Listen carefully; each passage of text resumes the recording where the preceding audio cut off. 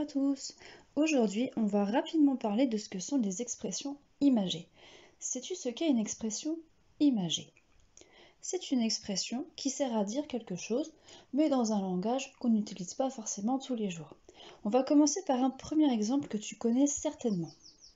Prenons par exemple l'expression « donner sa langue au chat ». Est-ce que c'est vraiment un homme qui donne sa langue à un chat? Non. Sais-tu ce que veut dire cette expression? Elle signifie, lorsque l'on joue à un jeu, que l'on abandonne et que l'on veut connaître la réponse. Si je te pose une petite devinette et que tu ne connais pas la réponse, tu diras que tu donnes ta langue au chat pour que je te la donne. Cela signifie que tu ne veux plus chercher, que tu ne connais pas et que tu veux savoir. Prenons maintenant l'expression « raconter des salades ».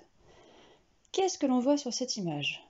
Un homme avec une bulle dans laquelle on voit dessiner des salades, comme si l'homme racontait une histoire de salade. Est-ce que l'expression « raconter des salades » signifie réellement que l'on parle de salade? Non, raconter des salades, c'est une expression pour dire que l'on raconte des mensonges. Je termine mon explication par une dernière expression que tu connais certainement. Casser les pieds de quelqu'un. Est-ce que lorsque quelqu'un te dit « Ah, tu me casses les pieds », il prend un marteau pour te casser les pieds? Non, pas du tout. Casser les pieds de quelqu'un, c'est une expression, c'est une image pour dire que l'on embête tout simplement quelqu'un. Pour voir si tu as bien compris, je te propose maintenant un petit jeu. Je vais poser des images sur le petit tableau. Tu vas devoir trouver l'expression qui se cache derrière ces images. Peut-être qu'il y a des expressions que tu ne connaîtras pas. Donc dans ce cas, l'aide de papa ou de maman, ou des deux, est la bienvenue. Voici la première image. Regarde-la. Demande-toi ce que tu vois et à quelle expression ça peut vous faire penser. C'est un bonhomme avec des plantes et sa main est de couleur verte. Quelle pourrait être l'expression qui se cache derrière cette image? C'est l'expression « avoir la main verte ». C'est une expression qui signifie que l'on sait très bien s'occuper de ses plantes. Regarde cette image. Que vois-tu?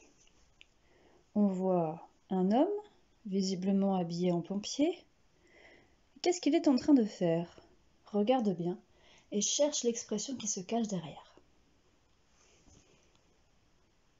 C'est l'expression « fumer comme un pompier ». C'est une expression qui signifie que l'on se fume vraiment, vraiment beaucoup.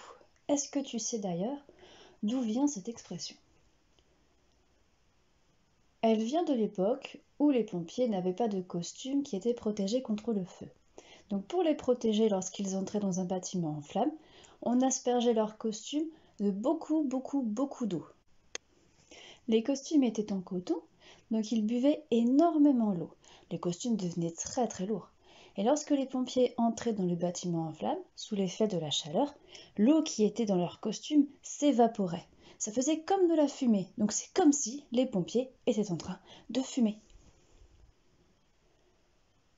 Regarde maintenant cette image et demande-toi ce que tu vois.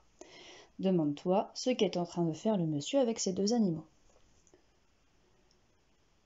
Il est en train de monter sur ses grands chevaux. Monter sur ses grands chevaux est une expression qui signifie se mettre très en colère et se prendre la tête pour une histoire qui n'en vaut franchement pas toujours la peine. Allez, on passe à une autre image. Demande-toi ce qu'est en train de faire ce monsieur. Pour savoir ce qu'il y a dans sa grosse marmite, regarde le petit objet qui est à côté. Qu'est-ce qu'il est en train de faire? Il est en train de faire du fromage. Quelle expression avec le mot fromage pourrait se cacher derrière cette image? C'est l'expression « en faire un fromage ». On dit même d'ailleurs plus souvent « en faire tout un fromage ».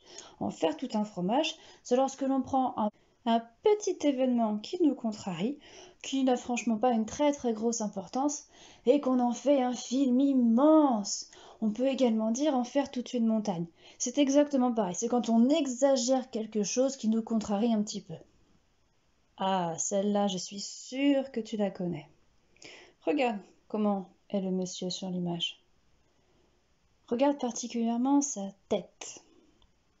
Et non, ce n'est pas le mot ciel que l'on recherche. Cherche où est sa tête, regarde les petits éléments blancs et demande-toi quelle expression se cache derrière cette image. Avoir la tête dans les nuages. Sais-tu ce que signifie cette expression? C'est une expression qui signifie que l'on est très rêveur. Ça arrive parfois qu'en classe, on ait un peu la tête dans les nuages quand on n'écoute plus vraiment ce qui se passe et qu'on est en train de penser à autre chose. Je te propose une dernière image. C'est peut-être une expression que tu as entendue de la bouche de tes parents. Regarde ce que fait le monsieur. Qu'est-ce qu'il tient dans la main? Et qu'est-ce qu'il fait avec ce petit lapin? Cherche quelle expression se cache derrière cette image. C'est l'expression « poser un lapin ». Lorsque l'on dit « Ah, il m'a posé un lapin », on ne parle pas d'une personne qui a directement posé devant soi un petit lapin. Non, c'est une expression qui signifie que l'on avait donné un rendez-vous à quelqu'un, mais que ce quelqu'un n'est pas venu au rendez-vous. Lorsque vous devez aller à un rendez-vous et que vous n'y allez pas, vous posez un lapin à la personne qui vous a donné un rendez-vous. Voilà, la vidéo est terminée. J'espère qu'elle t'a plu. N'hésite pas maintenant à bien écouter ce qui se dit autour de toi, ce que tu entends à la télé, ce que tu entends dans la bouche de tes parents, ce que tu entends peut-être dans la bouche de tes grands frères ou de tes grandes sœurs, et de chercher si par hasard ils n'utiliseraient pas une expression. Quand nous nous reverrons, on pourra par exemple faire une liste des expressions que vous avez entendues.